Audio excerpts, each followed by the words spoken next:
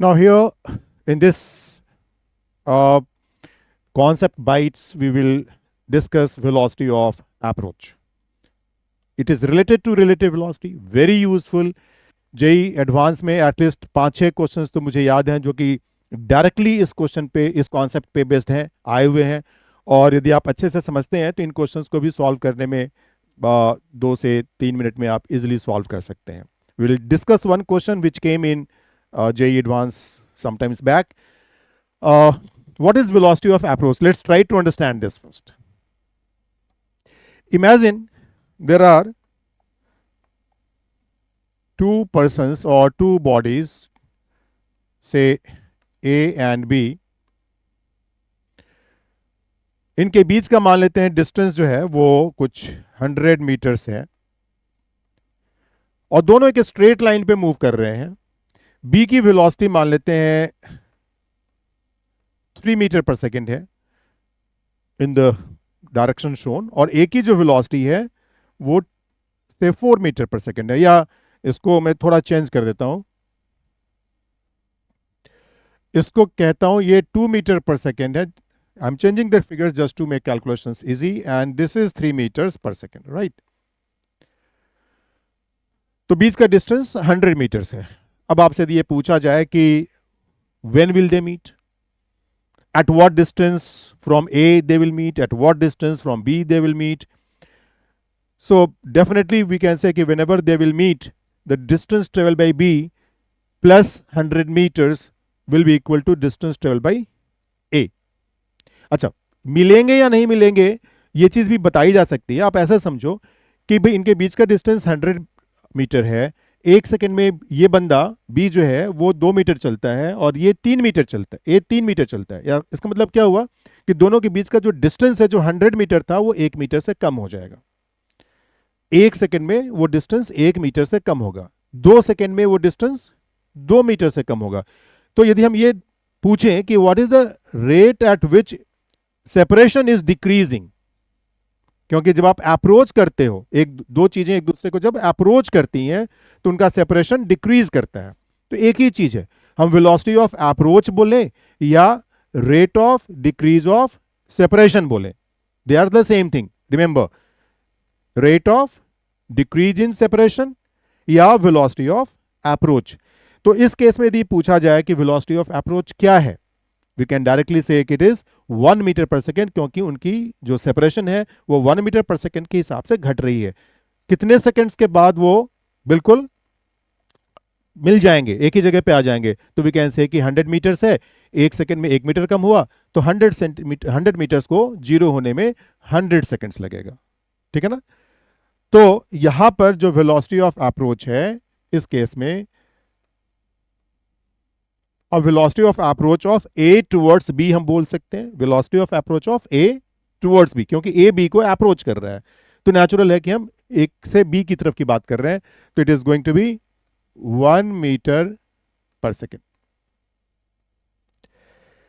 अब दूसरा कोई केस लेते हैं, इसी में थोड़ा सा चेंज कर देते हैं, सेम डिस्टेंस रखते हैं लेकिन दोनों की वेलोसिटीज कुछ ऐसी कर देते हैं, है ना. ये 3 मीटर्स पर सेकेंड है और ये 2 meters per second. I think you can easily guess that now separation is going to decrease at a rate of 5 meters per second. यानी कि 2 मीटर ये चला, ये भी नजदीक आया, 3 मीटर ये चला, ये भी नजदीक आया, और दोनों मिलकर देखा जाएगा तो सेपरेशन जो 100 मीटर था, 1 सेकंड के बाद 95 हो जाएगा, 2 सेकंड के बाद 90 हो जाएगा. तो कितने देर के बाद वो जीरो हो जाएगा? तो यहां पर हमें बताना हुआ आंसर हम क्या बताएंगे? It will become after zero after 20 seconds, right? 100 upon 5. Now one dimension में ये चीज इजी है, बट यही चीज यदि हम 2 डायमेंशन में करें तो थोड़ा चैलेंजिंग हो जाता है. तो लेट अस सी अ 2 डायमेंशनल सिचुएशन. अच्छा, 1 डायमेंशन में तो यदि वेलोसिटी ऑफ अप्रोच पॉजिटिव है तो ऑब्वियस है कि आफ्टर सम टाइम तो वो मिलेंगे, बट 2 डायमेंशन में क्या ये जरूरी है कि वो मिलेंगे? इज इट इसेंशियल कि in case of 2 dimension they will definitely meet? Let's see. Imagine that these are the 2 lines in horizontal plane and there are 2 particles, two bodies moving along these lines. Let's say कि one is moving, यदि हम इसको xy plane बोल दें तो one is moving along x axis towards origin and other is moving along positive y axis. इसको positive y बोल देते हैं, इसको positive x बोल देते हैं. जो दूसरा पार्टिकल है वो कुछ ऐसे मूव कर रहा है, राइट? इसको मैं va बोलता हूं और इसको मैं vb बोलता हूं. और जरा हम लोग सोचें कि क्या इनकी सेपरेशन उसी तरीके से घटेगी जिस तरीके से वहां पे घट रही थी, राइट?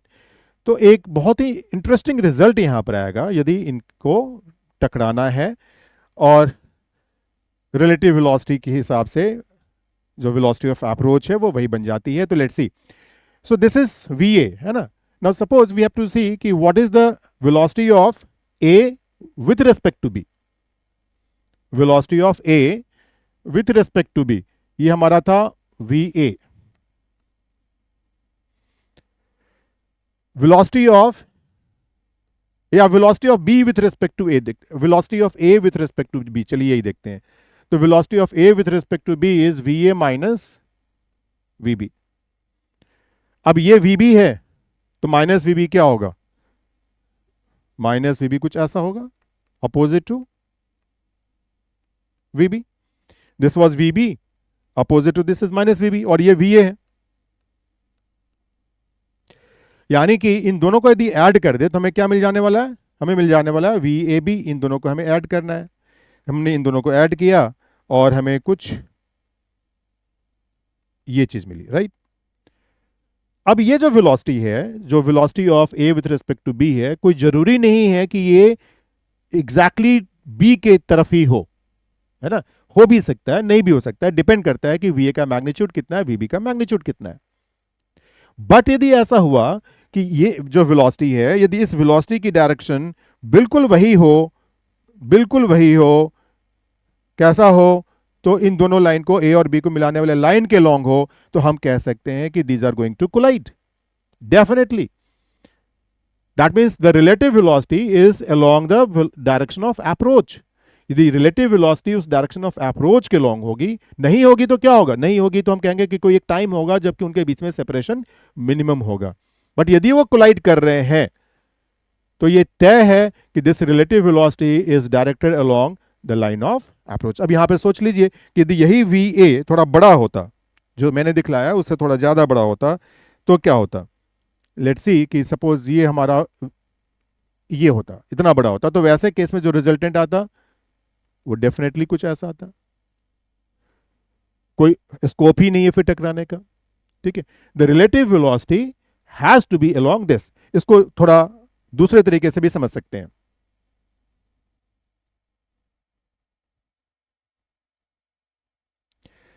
बहुत ही बेसिक तरीके से समझ सकते हैं. उसको ऐसा समझिए कि ये हमारा एक्स वाई प्लेन है, दो पार्टिकल्स हैं, वैसे ही जैसे यहां पर थी ए और बी. यहां पर हम इनको फिलहाल ए को यहां मान लेते हैं, बी को यहां मान लेते हैं. किसी इनिशियल मोमेंट पे ये पोजीशन है दोनों की. अब दोनों चलना शुरू करते हैं. ए चलना शुरू करता है va वेलोसिटी से और बी चलना शुरू करता है vb वेलोसिटी से, और दोनों जाकर कहीं पे टकरा जाते हैं. दैट मीन्स कि ए की जो डिस्प्लेसमेंट हुई वो हुई vat, बी की जो डिस्प्लेसमेंट हुई वो हुई vb इंटू टी, और फाइनली दोनों यहां पर जाकर टकरा गए. अब इसमें खास बात क्या है? तो इसमें देखिए खास बात यह है कि ये जो लाइन है, line joining the two, initially, है ना, मतलब जहां से चलना शुरू किया था वहां की बात हो रही है, या जिसको हम इनिशियल मोमेंट बोल रहे हैं वहां की बात हो रही है. हो सकता है पहले से चल रहे हो, बट जिसको हम इनिशियल मोमेंट t इक्वल 0 की बात कर रहे हैं, ठीक है? यदि हम उस टाइम की बात करें तो इन दैट केस ये जो वेक्टर है, इस वेक्टर को हम क्या कहेंगे? दिस इज, यदि यहां पर ये b की पोजीशन थी, ये rb है, यहां पे a का पोजीशन था, ये ra है, तो ये जो वेक्टर होगा इस डायरेक्शन में वो क्या हो जाएगा? दैट इज RBA, है ना, position vector of b with respect to a. b को यदि a से देखा जाएगा तो जो वेक्टर होगा दैट इज RBA. और इसी को हम इस ट्रायंगल में देखें, ये वेलोसिटी वाली ट्रायंगल में देखें, तो हम इसी डायरेक्शन को कह सकते हैं कि इट इज VAT, ठीक है? माइनस वीबीटी, क्योंकि देखिए वीबीटी की डायरेक्शन ऊपर की तरफ है, माइनस वीबीटी नीचे की तरफ होगा. So this is also going to be V A minus VB into T. यानी कि जो रिलेटिव वेलोसिटी की डायरेक्शन है और जो आपका पोजीशन वेक्टर इनिशियली जो बी का था ए के रेस्पेक्ट में, दोनों एक ही हैं. V A minus V B is what? It is V A B.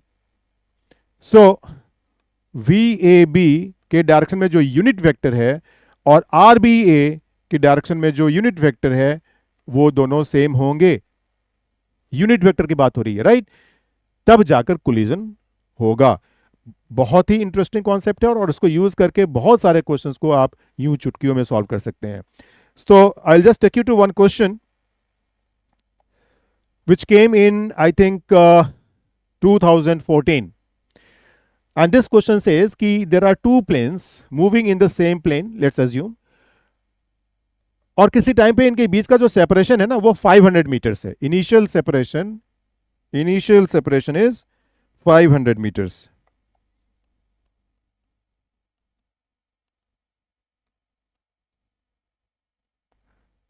Initial separation is 500 meters.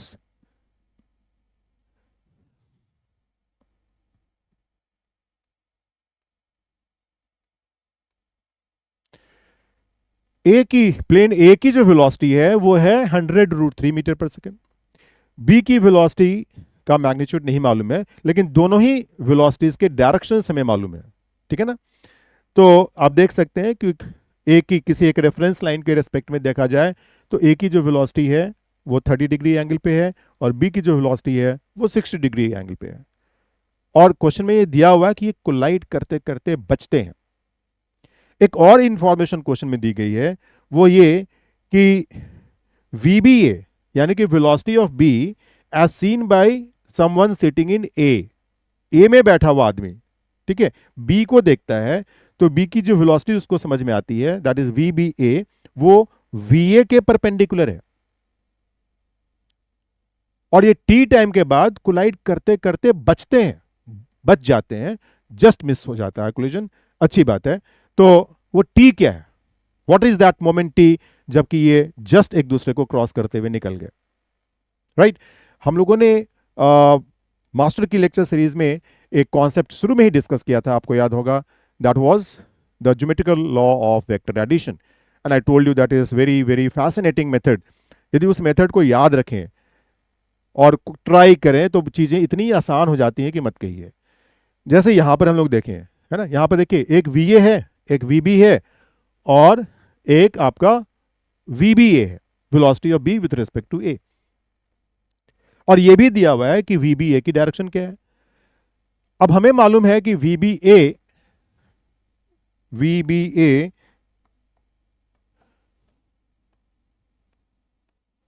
Is VB minus VA. तो देखा जाए यहां पे फिर से तीन वेक्टर्स हैं और तीन वेक्टर्स के साथ यदि आप ट्रायंगल बनाते हैं, ठीक है ना, इसी चीज को आप चाहो तो ऐसे भी लिख सकते हो कि VB equals VBA plus VA. तो आपको VA का डायरेक्शन मालूम है. सपोज ये आपका VA का डायरेक्शन है ना, यहां से 30 डिग्री एंगल पे, और ये डायरेक्शन है मान लेते हैं आपका VB का, और A के परपेंडिकुलर VBA की. तो ये जो A का डायरेक्शन था, ये जो आपका A का डायरेक्शन था, इसके परपेंडिकुलर जो है वो आपका VBA है. आप देख सकते हैं ना कि यहाँ पे एक ट्रायंगल सी बन रही है. इस ट्रायंगल में ये 90 डिग्री है.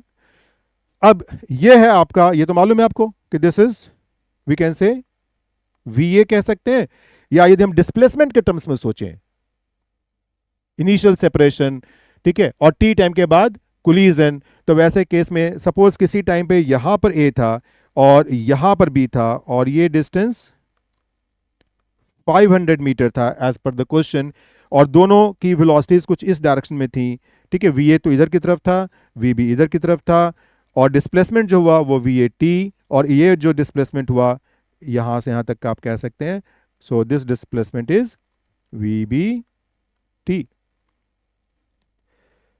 ठीक है ना? और यदि आप इस जो यहाँ पे मैंने लिखा हुआ है उसको आप यहाँ पर देखना चाहते हैं, ठीक है। यदि हम इस टी चीज को हटा दें, यानी कि वी ए टी से टी को हटा दे, तो वी बन जाएगा, डायरेक्शन तो वही रहेगी। वी बी टी से टी को हटा देंगे, वी बी बचेगा, डायरेक्शन वही रहेगी। और वी बी ए यानी कि, या V B, that is V B A plus V A, ठीक है। तो इसको यदि मैं वी बी बोलता हूं तो V B is V B A plus V A. तो आपका जो वी बी ए होगा कुछ ऐसा हो जाएगा, ठीक है ना। V B A is like this. तो V B A plus V A is V B, मतलब वी बी ए की जो डायरेक्शन होगी वो कुछ ऐसी होगी। यदि हम डिस्प्लेसमेंट के टर्म्स में सोचेंगे तो that into T is 500 metres. जो रिलेटिव वेलोसिटी है उसकी डायरेक्शन उधर ही होगी जो दोनों पार्टिकल्स की, दोनों प्लेन्स की किसी मोमेंट पे ज्वाइन करने वाली जो लाइन होगी उसी लाइन के लॉन्ग होगी। अब इस डायग्राम में हर चीज है, आप ट्रायंगल है, आप इजिली निकाल सकते हैं। ये एंगल 30 डिग्री था और ये वाला एंगल 60 डिग्री था। आप देखेंगे फिर ये एंगल कितना हो जाएगा, ये एंगल 30 डिग्री हो जाएगा, ठीक है ना। तो वी ए टी का मैग्नीट्यूड मालूम है आपको, टी के टर्म्स में वी ए दिया हुआ है। तो इस ट्रायंगल से हम क्या बता सकते हैं, ये 500 मीटर्स दिया हुआ है, आप देखिए गौर से, ठीक है। और ये यहां पर हाइपोटेन्यूज बन रहा है, तो क्या हम लिख सकते हैं, tan 30 degree, tan 30 degree is 500 meters upon